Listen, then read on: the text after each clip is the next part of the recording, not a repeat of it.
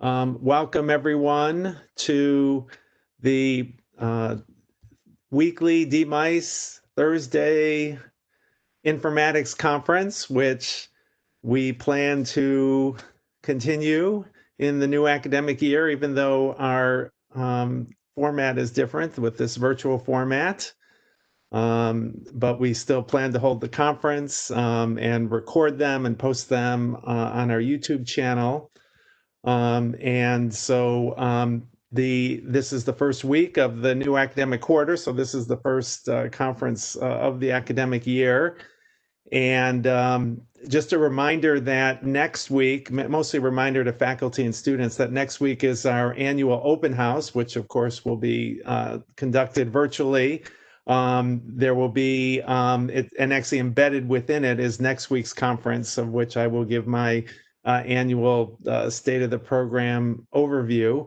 There's also student panels and other kinds of activities, posters and so forth. And so hopefully faculty and students will participate. So the topic of today's conference is telemedicine. This is an area that has been impacted profoundly by the COVID-19 pandemic. This department has some history in telemedicine, doing systematic reviews through the Evidence-Based Practice Center of what used to be a very kind of niche technology used very minimally, not getting reimbursed, so not having impact that way. And then things literally changed overnight with the onset of the pandemic and the shutting down of the health system and the economy and so forth. And so what we're going to hear today is a presentation of what happened here at OHSU, which for the involved speakers was quite substantial. And there were already plans for moving towards virtual visits and so forth. And this just pushed things along. So we have three speakers today. They actually all sent me really nice bios, but unfortunately, I'm not going to be able to cover everything in them. The one thing, so the speakers as listed on the slides are Miles Ellenby, Steve Kassakian, and Darren Malinoski. I can actually say that between myself and two of the speakers, we have 3 of the 5 medical schools in Chicago covered. I'll get to that in a moment. We also have both baseball teams, both of which are in the playoffs now. Anyways, but let me give brief introductions because I don't want to take up too much of their time. Dr. Miles Ellenby is a, hang on one sec, is a professor of pediatrics. He is a pediatrician. He's also headed telemedicine programs at OHSU as long as he's been here. And he is also medical director of OHSU's Office of Digital Health. He has a long background of telemedicine projects, both in the state of Oregon and also beyond, including internationally. He actually did undergraduate at University of Illinois, which is where I did my undergraduate as well. I think I have a few years on him. And then he went to medical school at University of Chicago. I actually continued on at University of Illinois. So we have, that's 2 of the 3 Chicago schools covered. The second speaker listed is Dr. Kassakian, the odd man out in terms of Chicago medical schools. He did his medical training and trained in internal medicine at Brown University. He then actually joined our National Library of Medicine Informatics Fellowship. This was before the subspecialty existed. And he's also trained in internal medicine. After completing the fellowship, he stayed on as faculty, so he's an assistant professor in DMICE. He's also been for several years now the Associate Chief Health Information Officer and has a major operational role at OHSU.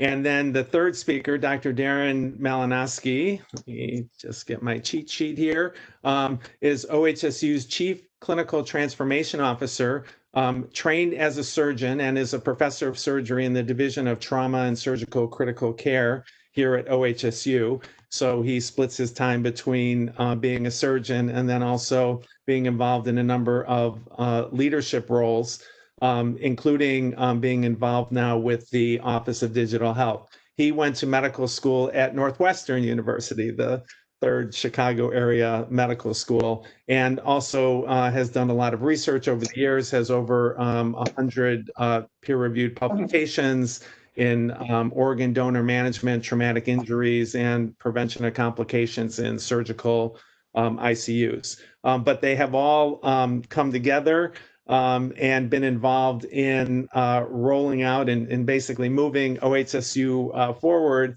into the telemedicine, telehealth arena. Oh, and then I said I was going to mention baseball. Dr. Ellenby notes that he's a big Chicago White Sox fan. I'm more of a North Sider, so a Chicago Cubs fan, both of whom are in the baseball playoffs. But we're here to talk about telemedicine. So I'm going to turn it over to the three of them, and then I'll let them carry things out with the slides and so forth. And hopefully we'll have a little bit of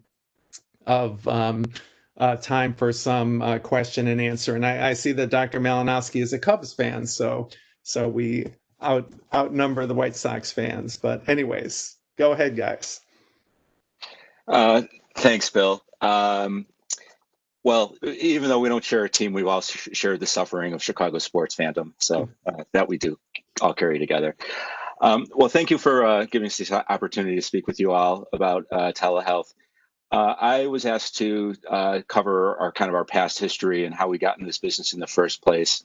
And then Steve and Darren will follow with what happened with COVID and where we are moving forward.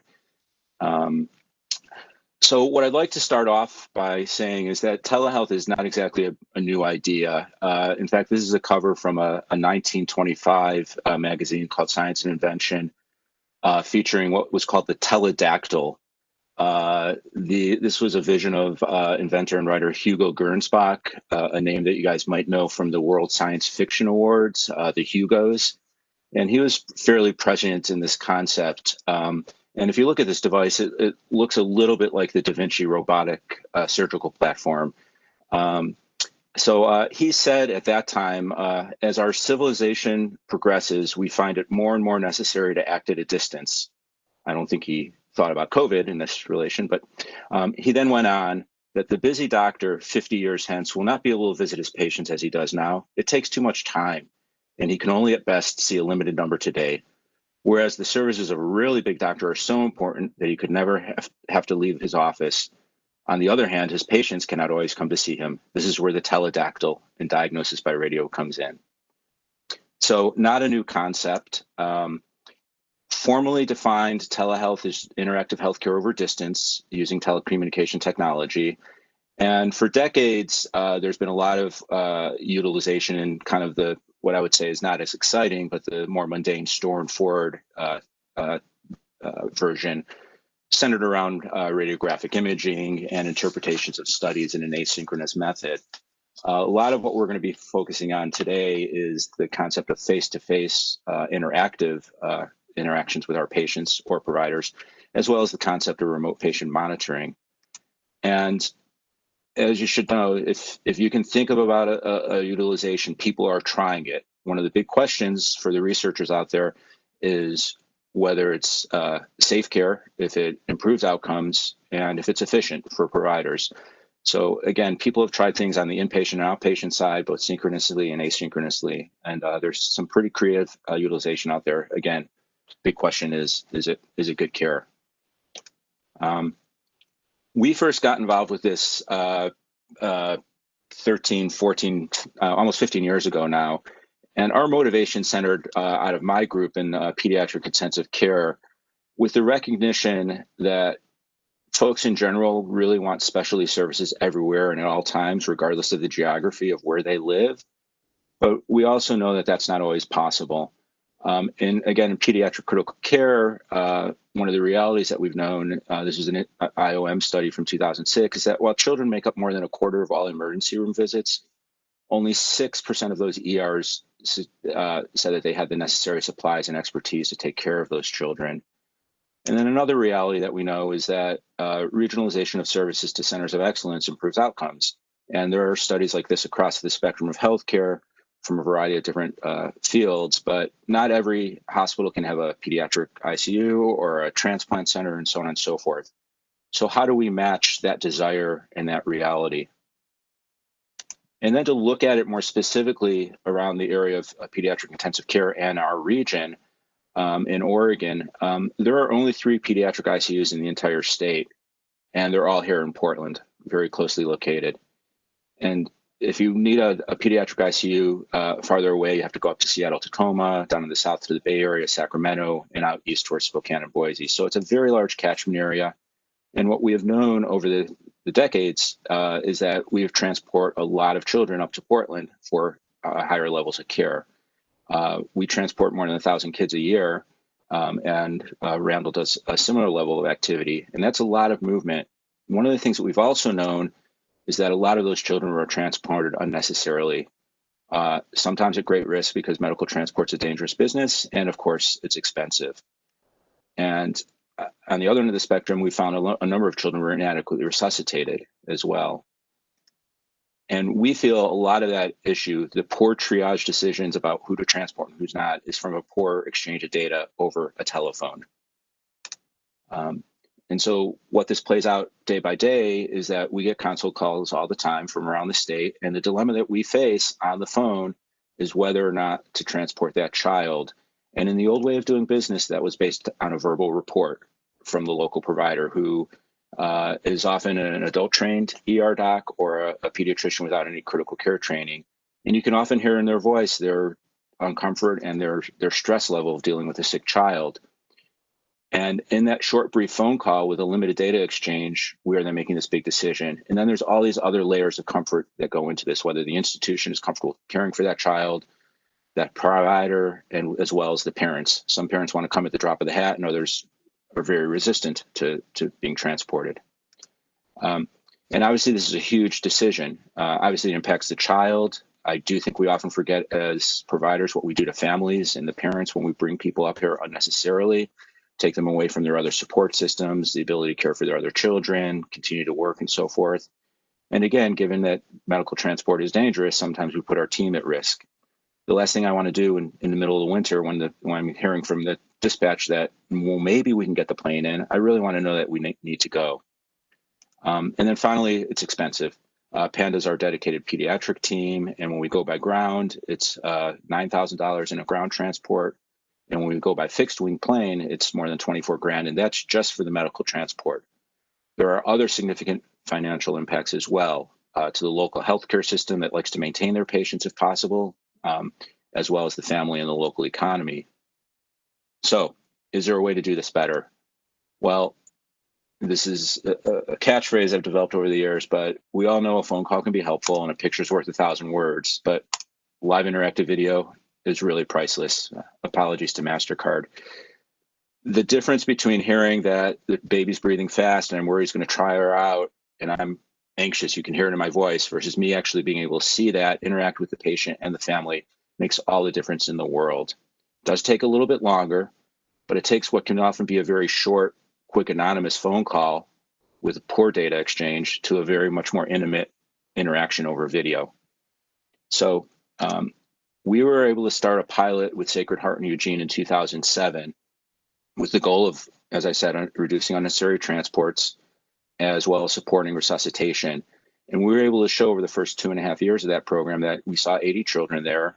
A full third of them were able to stay locally. Now, some of that might have happened over the phone, but I can tell you there's a number of circumstances where it's the video that provided that comfort.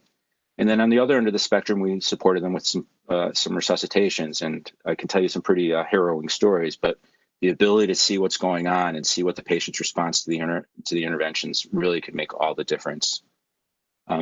We were able to convince the organization that this was not just a one-off neat little project, but this is actually a way of delivering care. So in 2010, we expanded as a network around the state to 16 hospitals. And the services offered included PICU, adult stroke coverage, which both locally and around the country has been the biggest utilizer of acute care telemedicine. There are a lot of stroke mimics. There's a lot of ER doctors that are very hesitant to give TPA. Our neurologists are able to join those teams in real time. Our neonatologists have supported some pretty dramatic newborn resuscitations. And we are now on the adult side developing a tele-ICU program, which over the past year is now being morphed into instead of a reactive model, a proactive virtual ICU model in partnership with GE. We're developing a platform to do that work, and this will be launched very soon. So what we've been able to do over this roughly decade is take care and be part of the care of more than 3,000 Oregonians in those 16 hospitals. And to be honest, we've really stopped counting, but we've estimated that we've saved many millions of dollars in avoided transport costs. Many of those patients are able to stay locally in their community by improving the comfort level of the local providers. That's, of course, going to vary by service line, adult versus pediatric, and with specific service lines, and the comfort of that community hospital. Some hospitals have more capability than others. The other important thing that allows us to do is to build and maintain relationships with these referring centers, because we all know how important it is that they send us patients, and that's an important part to this as well. Finally, this is just a visual on what the developing GE Mural platform is going to look like for our virtual ICU, which is, again, the proactive model where we're going to be monitoring a number of ICUs with a nurse and a physician to provide nighttime coverage to a number of centers around the state that just there are not enough intensivists to care for patients 24/7. So in addition to growing that acute care network over this past decade, we also recognize the opportunity to deploy telehealth solutions across the care continuum, and have had small growing platforms in all these areas. A good way to break these up is to group them into who's connecting to who, either the provider to the patient directly, or whether it's provider to provider, as well as whether the communication is synchronous or asynchronous. And again, these are deployed both in the ambulatory and inpatient setting. And this list calls out a number of the different offerings that we've developed over the years, and they will be touched on further in the subsequent parts of this talk. One area we're not going to talk about very much more is the concept of remote patient monitoring, but this is an idea where those with chronic disease or recently discharged can now deploy a connected device in their home where they upload daily physiologic data to their care team to help with their management. We've had some initial success in this area, but more research is definitely needed to see if this intensive monitoring both improves outcomes, saves money, and also saves readmissions. To note, in 2019, of the roughly 1 million ambulatory encounters, a very small number of those were performed over digital platforms. But as Steve is about to tell you, that all changed. I'll hand it over to you. Great. Thanks so much, Miles. So I'm Steve Kassakian. I know many of the people on the call. So I have the good fortune to sort of share the story and our experience during COVID. And so I think there's a lot of ways and probably a lot of cliches that can be used for sort of what happened, right? This sort of earthquake parted the river. And we'll go into some of that. I think about this as really when telemedicine sort of really arrived. I think prior to COVID, telemedicine was something that had opportunity, had promise, and was seeing some success in sort of very specific areas, but really wasn't accepted in a widespread fashion. So what I'm going to do is I'm going to sort of walk through kind of what was going on with telemedicine, specifically focusing on outpatient and video visits, what was sort of missing pre-COVID, how COVID served as a catalyst, our experience at OHSU and how we scaled it, and then talk about some of the challenges and opportunities. The figure that I'm sharing on the first slide is actually just a timeline. So on the y-axis, you can see that's a total number of visits, and then the timeline is from January through to the end of August. And the gray color represents our in-person visits. So if you go to January 2020, you can see that almost everything we were doing was in person. There's a little slice of telephone visits. I think that's orange. I'm colorblind. And the other one is a faint line. Maybe you can make out there, blue for video, but there really wasn't much activity. And as you can see, that really changed starting in March. So we'll sort of talk about that. You can go to the next slide, Miles. So the way I think about video visits in the sort of pre-COVID state, I think the first place that we saw a lot of use was in urgent care, and I call it the urgent care extravaganza. You can go online and almost every institution and many sort of private vendors and some public companies were offering an urgent care solution. And the idea was, really born out of convenience there. So you need to see a doctor, you can get on and see one, but the scope of practice around it was pretty limited. The idea was we'll focus on really kind of low acuity things that probably don't need labs, maybe don't need, prescriptions in limited cases. Whether it's successful, I'm not really sure. I think it really was pretty limited from my sense. We had employed one of these, like many institutions. We have a group of advanced practice providers that are located in our emergency room, and we've had this program for probably about 18 months, and they fill all their sessions. I think it's a valuable service, but it really wasn't mainstream. And one of the big challenges that I think it saw is there's a lot of decent evidence out there that actually patients really want to see and be seen by an established provider. So they would prefer to see their own primary care doctor first. If not their own primary care doctor, they'd prefer to see someone else in the practice. And then the person they sort of rank as least interested in seeing is someone they've never seen before at an organization they've sort of never had care with. The other challenge is the financial. If you go back one just real quick, Miles. The other challenge here is the financial and regulatory state of this was really complicated. So basically, people took the approach, for the most part, that for the urgent care stuff, it was going to be kind of a cash pay approach. It was too complicated to bill Medicare. Many private insurers didn't cover it well or completely. Some states required it, some states didn't. So it's very confusing. So most people just said, we're going to charge cash.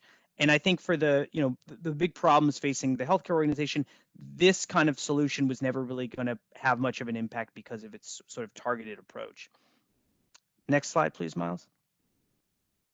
So the next thing that I think a lot of people went after was, well, what if we'd sort of move away from just the urgent care model and sort of this kind of low acuity, acute conditions, and what if we try to see, can we apply this in primary care and specialty care? And I think there was a lot of interest in doing that and a lot of excitement, and a lot of people sort of built out systems to do this. We did as well. One of the things that we heard from a lot of people when I had conversations with folks before we actually implemented this, they said, yeah, we've gone through, we've done it, we've educated everybody, we've pushed it out to our patients, we've done a lot of marketing about it, people are excited about it, but we just don't see the uptake, right? So kind of the field of dreams concept. And I apologize, I've got some animations in this, Miles, that you're unfortunately going to be tapping on, so you can just tap through the rest of it. And really, I think that the challenges there were that the provider acceptance was minimal. We did have areas, and other people did, with kind of very excited providers who were very motivated, who really worked hard, who had kind of good use cases for their patients. So we are a geographically, we have a wide geographic catchment area. So we do have patients that are coming, for a routine visit from 300 or 400 miles away. So some of those patients and use cases really took off. But on the whole, what we saw was within a clinic, some providers were doing it, a day every other week, and it was really kind of minimal. And then even the patients, it wasn't as if people were screaming for it. The other challenge, again, was the regulations became, I think, even more of a problem, because in this model, it's with your primary care, it's with your specialty care. You can't really do a cash pay model in that case, but the insurance stuff was still very complicated. So Medicare, as will be kind of something we talk about a little bit more too, was just very confusing to understand who you could do it with, where that patient had to be located. And so most people just kind of threw up their hands and said, we just can't do this with Medicare patients. It's too confusing. And so I think it was because of those constraints really hard. And so something that just really didn't catch on in the pre-COVID state. We can go to the next slide, Miles. So COVID came out, right? And I think COVID is to a large degree for telemedicine, especially for videos, was the proverbial burning platform. So we saw in the early weeks of March, we saw the in-person visits in the ambulatory setting start to drop off, right? So people were hearing on the news about COVID really before the state was clear about what exactly we were going to do, before the institution was exactly clear. And so we do about 3,000 visits a day in ambulatory, sort of averaged over the week. And as you can see in the early part of the week of 3/18, the visits started dropping off precipitously. And then on March 16th, there was a directive that came out from OHSU. Basically, we're going to cancel all the clinics, and the only people who should be seen are those who need to be seen urgently and be seen in person. So prior to this happening, we started sort of hearing what was going on. The informatics group and the telehealth group were involved in a lot of the COVID stuff. One of the interesting things for me about this, there never really was a formal request from leadership. No one sort of came to us and said, we need to do this. It just became so obvious because all these people who in the past we had to cajole, convince, twist arms, say, hey, you should really try telemedicine. It's interesting. Let us come talk about it, this kind of thing. All of a sudden they were beating down the gates and said, when can we get on? When can we get on? So it was pretty clear there was a huge need and that we needed to do something about it. You can go to the next slide, Miles. So when we did this process in the pre-state, we had about 15 video visits a day. And over the course of 3 weeks, we took that to 900 a day. We had about 50 users for video visits in the ambulatory setting, and that went to 1,200 over 3 weeks. So an enormous scale. When I think back and talk with the team members about sort of what was really helpful for this, there's kind of a few key things I want to sort of hit on. So one was leadership endorsement. As I mentioned before, we never really got asked to do this, but the need was completely obvious. But we needed to make sure that the sort of dedication of these resources was going to be supported by leadership, and then also the process that we were going to do. It was clear, we couldn't do everybody at once, right? So we had to sort of think about how to do that. We eventually sort of put that work together, took it to leadership and said, this is what we'd like to do. We'd like your endorsement. And we got a resounding yes, which was very helpful.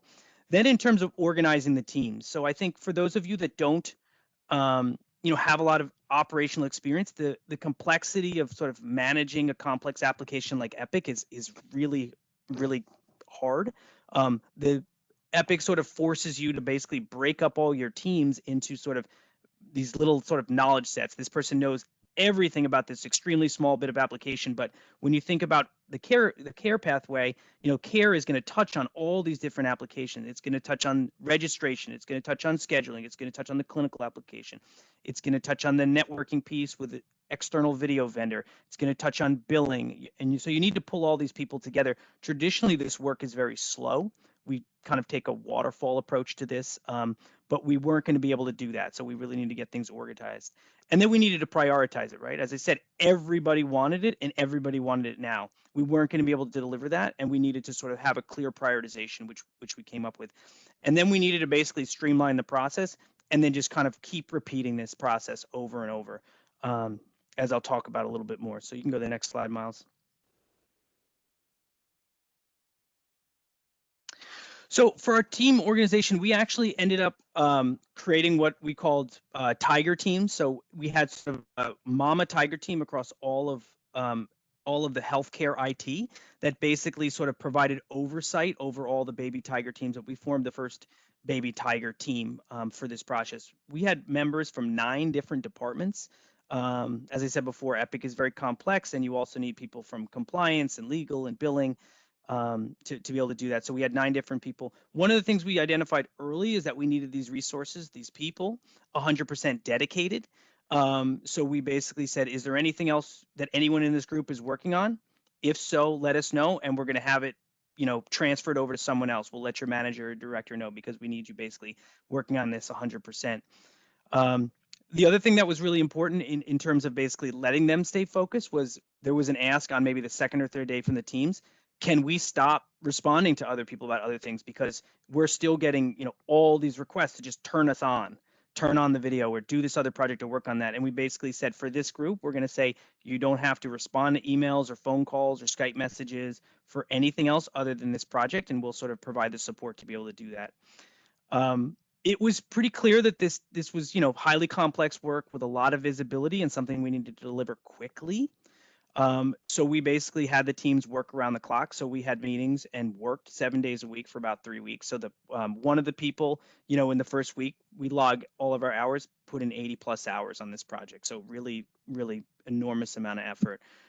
One of the things we also realized when we wanted to do this work was we need to leverage kind of existing vendors and solutions. We didn't think we would be able to do this if we had to go through kind of contracting or even talking with a vendor in that process. So we wanted to try to use everything we had, and we needed it to happen quickly. And so one of the things we also did is, we knew we needed to sort of prioritize the work for how we were going to get the video out, but we realized that we could probably get out the telephone stuff because it already existed. We could get that out the door in 2 days and basically give everybody something to kind of keep them, I'll say, sort of satisfied for a couple of weeks. And so when you have the telephone, really what that allows you to do is allows you to schedule patients.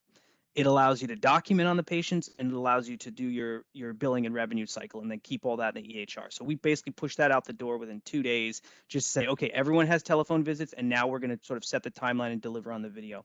In total, this 3-week effort alone was 1,500 hours from all the resources.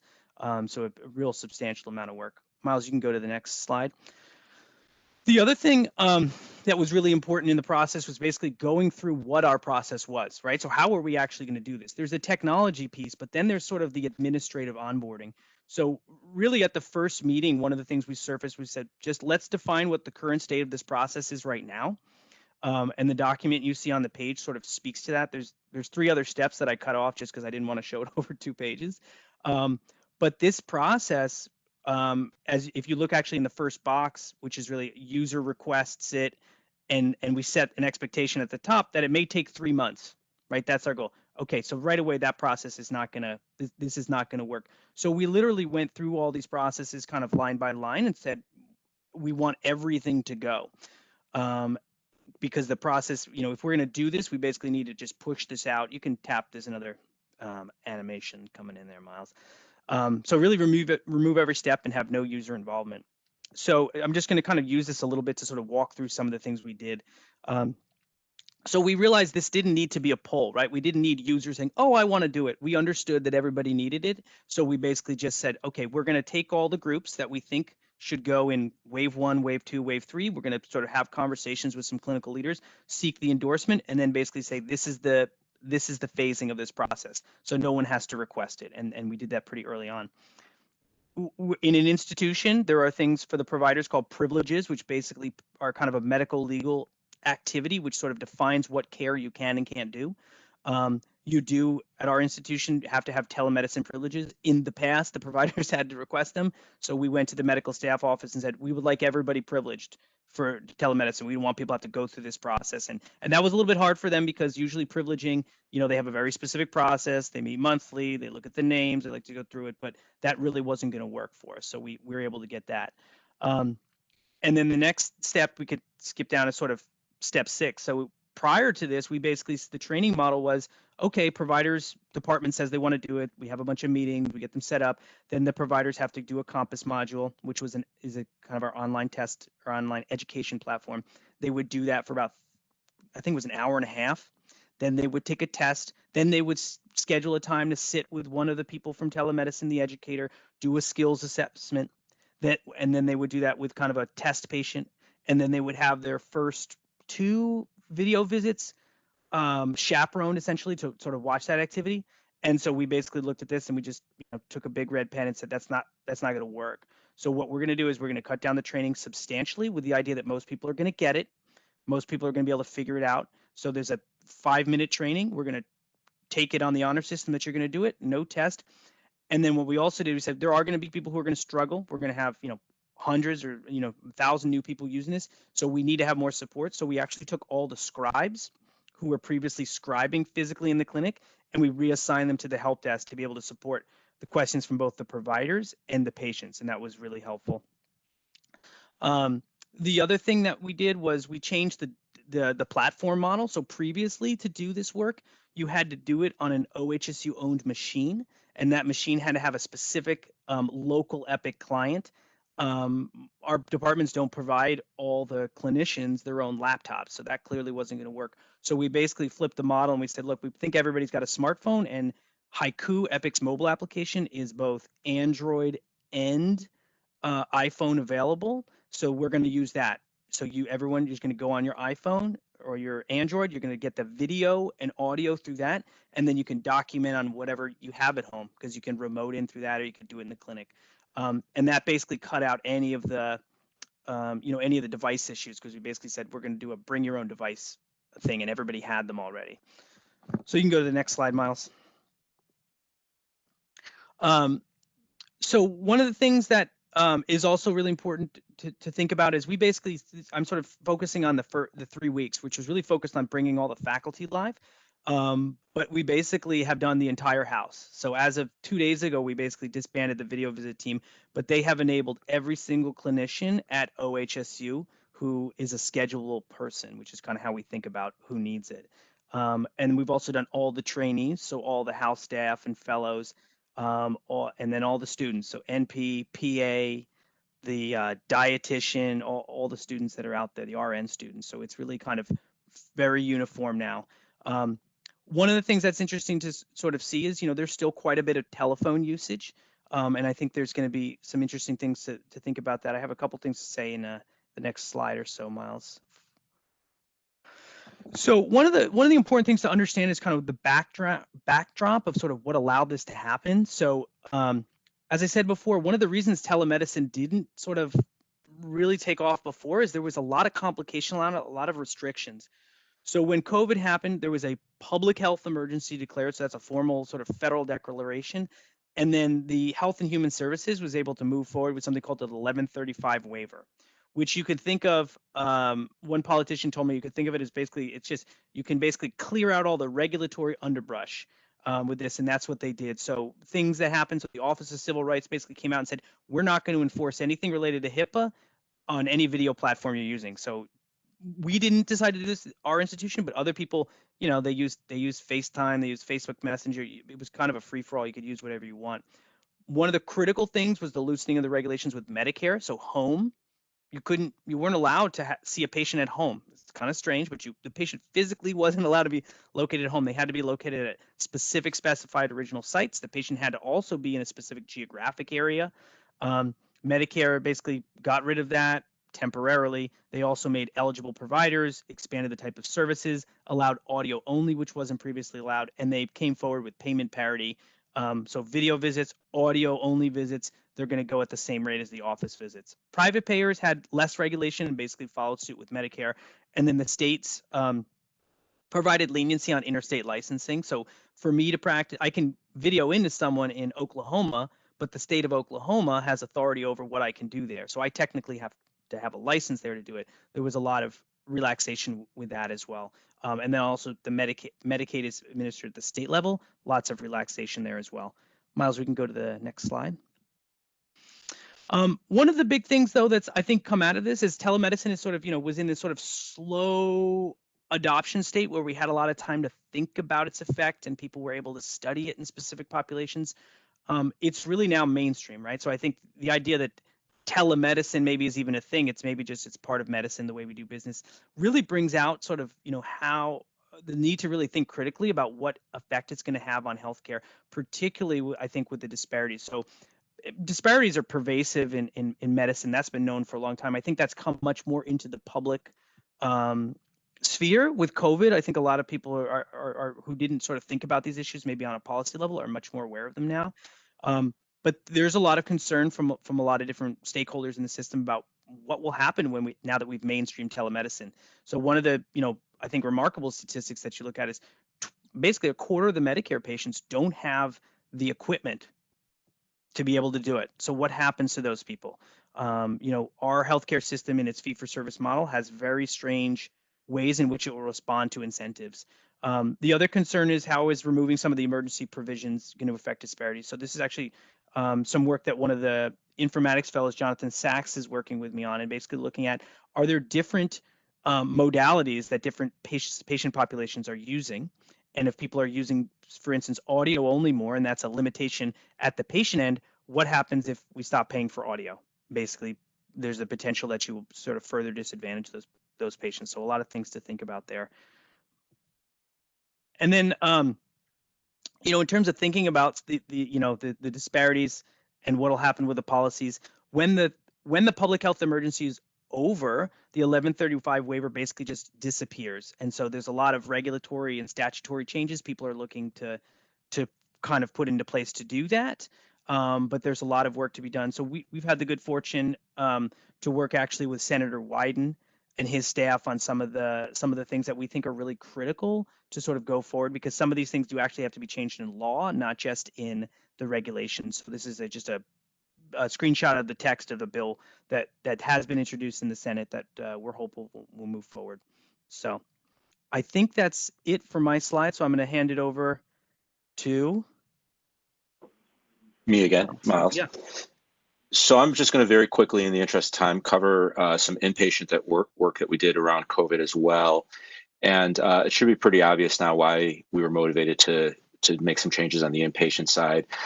Primarily are focused around protecting our providers and patients by reducing unnecessary exposures and to preserve PPE. There's also the concern that some providers might be in quarantine, still able to practice, but not able to come to the hospital. Could we add them to our care team? And also to improve communication between the patient and the primary team for patients in isolation, again, without increasing their exposure risk. Additional opportunities came up that weren't specifically COVID related, and these focused on telephone interprofessional consults, what we have finally called curbsides, where a provider will communicate with another provider to get a recommendation, but not directly involve the patient. This work is now reimbursable, as well as using our video platform in the hospital to allow certain consults to happen when there's agreement between the primary team and the specialty team that it's an appropriate use. Quick visual on this. Again, this is using the InTouch platform. So in the ICUs and other designated COVID units, there are control stations at desktops, or you can use an iPad as a control station. And on the patient side, there are iPads that are available for in-room use to facilitate communication. Additionally, we added the InTouch telemedicine cart, higher end endpoint, into our code blue response.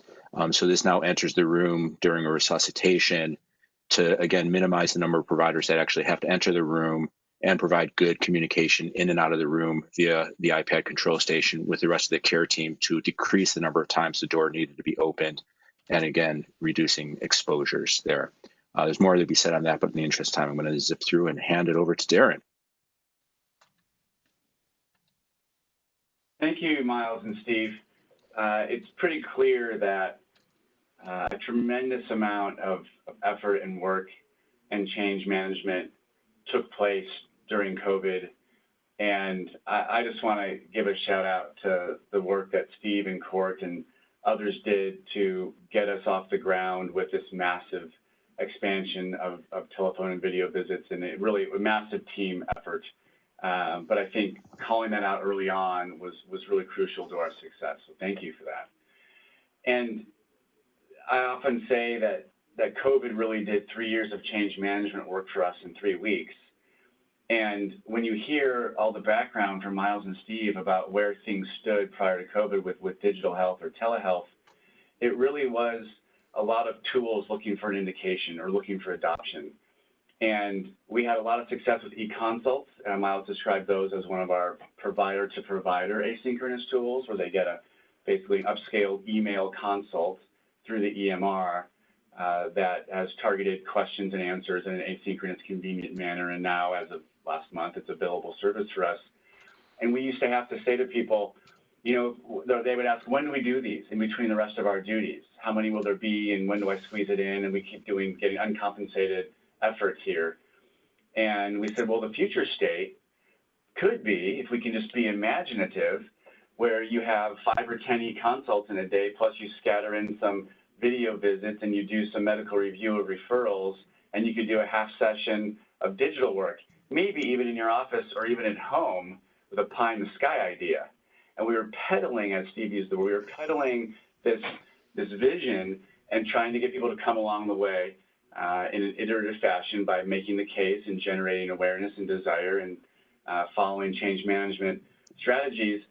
And it was moving, but it was going slowly. And then COVID really took away a lot of the resistance because, as Steve said, it was very obvious that patients needed to access us.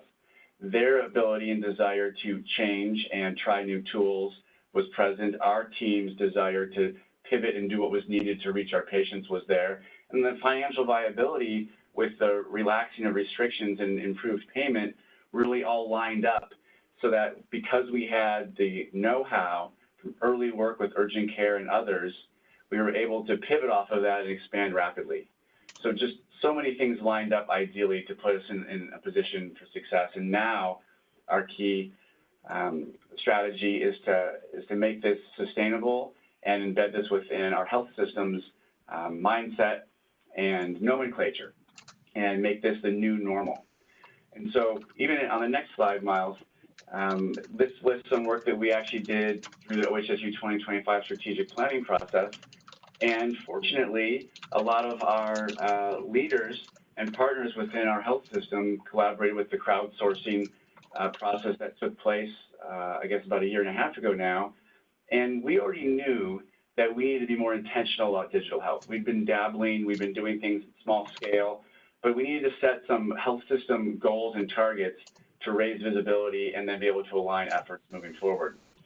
So the Office of Digital Health was envisioned as a way to do that for all of the partners in our health system. And we also knew that there were a lot of things going on in the background with consumerism and patient desire and improved payments gradually happening for these services.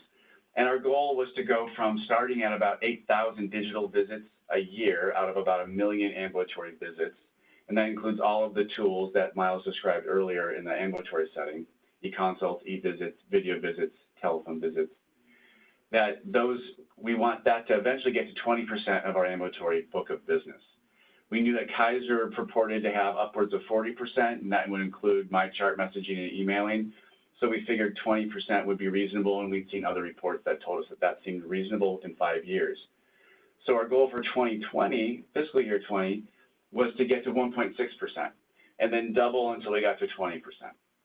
We also wanted to increase MyChart adoption, utilization, and then also optimize it to encourage that, mean that that's the portal to video visits, as well as an asynchronous way to interact with patients and eventually schedule and handle payment and really gain some efficiencies for our system.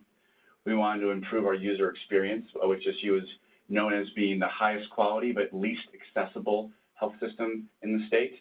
How do we find ways to improve that and improve our Net Promoter Scores? How do we have online scheduling? One of the biggest things when patients are surveyed they want out of an app or a tool is online scheduling. Zoom Care and Open Table for restaurants have told us that and shown us that. Patients want control and access and convenience. We also can use this to promote our relationship with the state as a tertiary coronary center to be able to receive more patient consults and requests and referrals in a more digital sense. And then remain competitive in the marketplace, as Providence and Kaiser have really led the way locally with more digital tools and systemness. And we have the added challenge of being a new health system with community partners with varying amounts of EMR integration and organizational integration. How do we, on top of that, have some systemness around doing this? On the next slide, it shows our Digital Health Steering Committee. And so the Office of Digital Health exists and reports up through Anthony Mashotra with dotted line to Joe Ness. We really try to have both an inpatient and ambulatory presence for the health system. And there's the Health IT and Digital Health Council, one of many councils that were created after, again, OHSU's 2025 visioning. I think we're seeing some of the gains of the alignment that those councils afford. And the Digital Health Steering Committee reports up to that Health IT and Digital Health Council. That council is co-chaired by Bridget Barnes and Atif Zaman, so adding in the IT and clinical lens. And then Mark Lugren and I co-chair the Digital Health Steering Committee. And you can see that representation here includes adult and pediatrics, inpatient, ambulatory, interdisciplinary. Dr. Hirsch provides some leadership for us and also helped with part of the strategic planning process last year. And we have a lens for payer strategy in vulnerable populations with Katrina McPherson, our health plan services CMO. We have, again, surgical and medical as well, and have communication and regulatory team members also contributing. There's so much we have to do to move any of these initiatives forward. And we're trying to use the term digital health more instead of telehealth because it's really more expanded. It's interacting with the patient about their care with an electronic tool. With asynchronous care, it's less the direct telecommunication, but digital health is taking on more of a broad view, and that's why we labeled this the Office of Digital Health. On the next slide,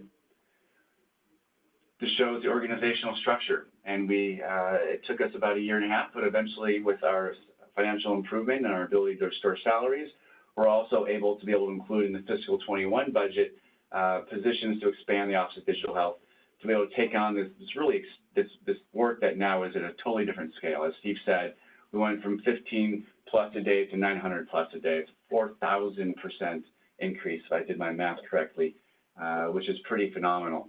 And so to do that and to maintain quality and training and communication and the payer strategy around all of this, we need a bigger team, especially if we want to continue to add and expand things that were on our roadmap.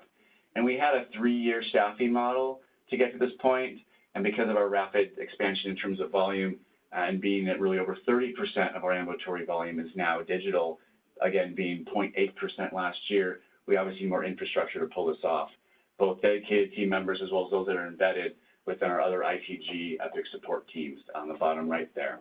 And we'll now be posting positions and building the team to really take this work to the next level. On the next slide, it shows our priorities for moving forward. So with this infrastructure in mind and some additional resources in place and growing, where do we go from here? We have all those tools in the sort of ecosystem. We want to get alignment and be strategic about how we move forward.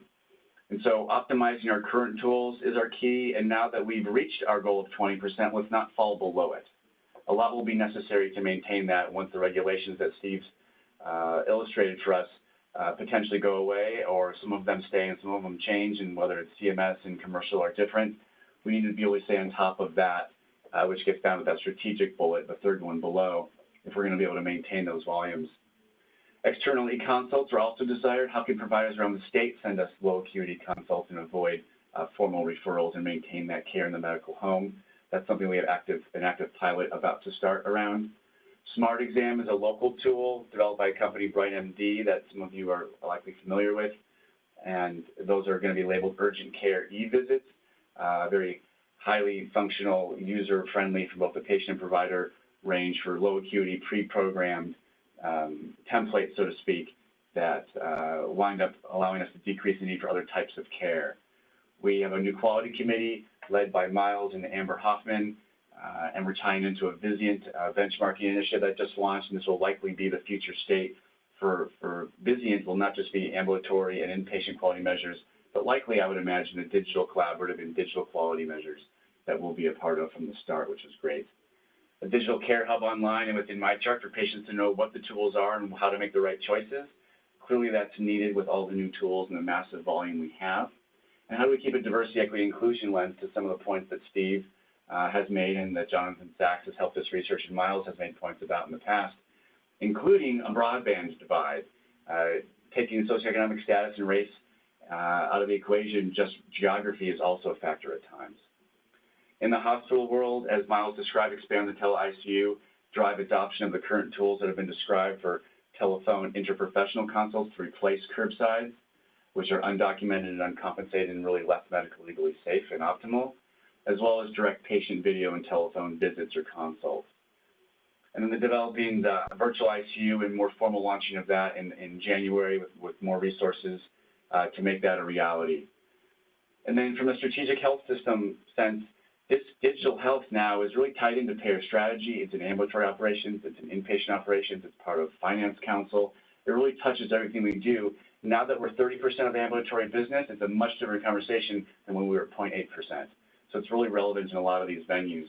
And how do we stay connected to that, as well as interstate licensing, our pro board and medical staff office, as these regulations tighten up and waivers go away, how do we maintain our ability to reach our patients in the new world?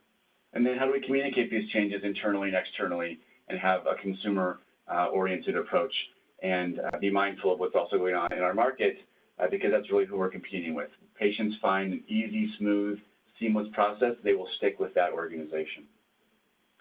So I know there's lots of comments in the chat that we can get to, and it'd be great to just have open discussion and hear your thoughts and maybe even talk about research opportunities if that's germane to the group. So thanks a lot for your time and attention.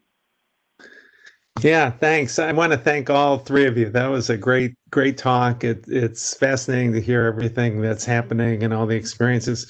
If any of you want to address any comments in the chat, why don't you just go ahead and do that? Yeah, I can take on the first comment from Faiza. I'm sorry if I'm mispronouncing that. FISA, regarding not being able to auscultate and so forth.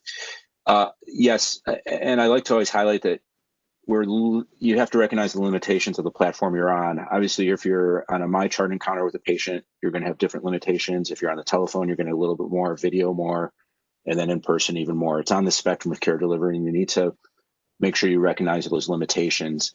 And then the quality of the exam you're able to do is going to depend on the camera that the patient has on their end. So when I've been on the high-end video carts, I've been able to do pupillary exams, and there's an electronic stethoscope, and so those type of things can happen.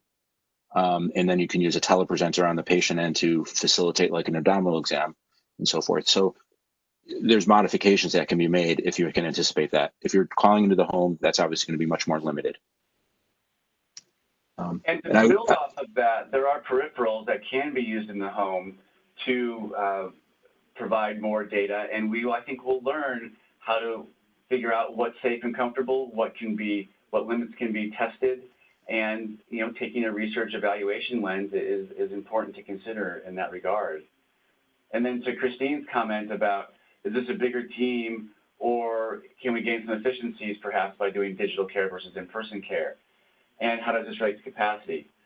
So there's a lot of data slides that have been generated, and just to talk about the last part first, what we found in psychiatry is like the best example. Quickly after COVID, they went from their baseline volume of visits to 120% of their baseline capacity by doing by far a majority of their visits digitally.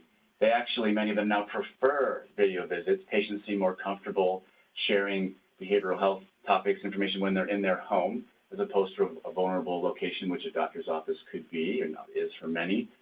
And in general, we found that we're at about 110% of our baseline ambulatory volume now, but 70% of that is in person and 30% is digital. So our goal ultimately is to get back to our 100% of ambulatory volume in person that we used to do and add 20% digital capacity on top of that. So without having to invest in any more bricks and mortar structures, which will be hard to come by, and we also may not need to, we can increase capacity and access. And that way you're adding staff or providers only, or maybe making them more efficient with their time.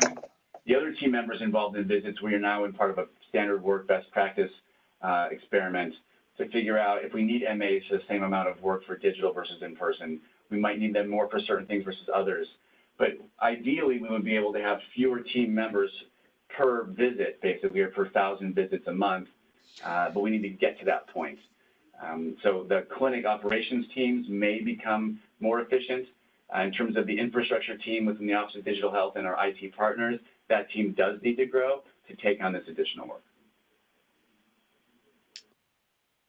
There are some, there's another comment from FISA, a comment from Michael. I don't know if any of you. I would just, I think it was Darren who made the point about the access to disparate populations. One of our informatics colleagues in New York City, so some of the people on the conference know Jessica Anker, who said that broadband internet should really be a social determinant of health now. It's not just something we have at home. We need it for our health. We need it for our children to get to school and so forth. And I thought that was an interesting comment. Yeah, so building on that, Bill, one of the things that we've heard from other organizations in terms of trying to figure out, which vulnerable populations that use of telemedicine might be creating challenges for, is some of the systems in New York have actually extended their network into the shelter organizations to be able to provide access there, because some people do have phones, but they don't have the data plans to support it. So they're actually providing their network there now so people can access care.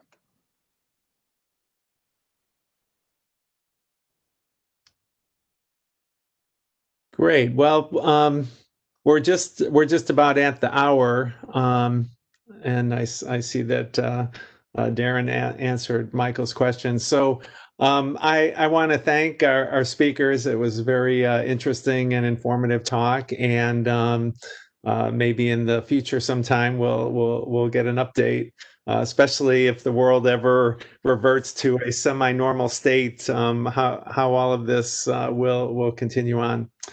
So thanks everyone, and we'll see you at the conference next week. Bye-bye. Thank you. Thank you.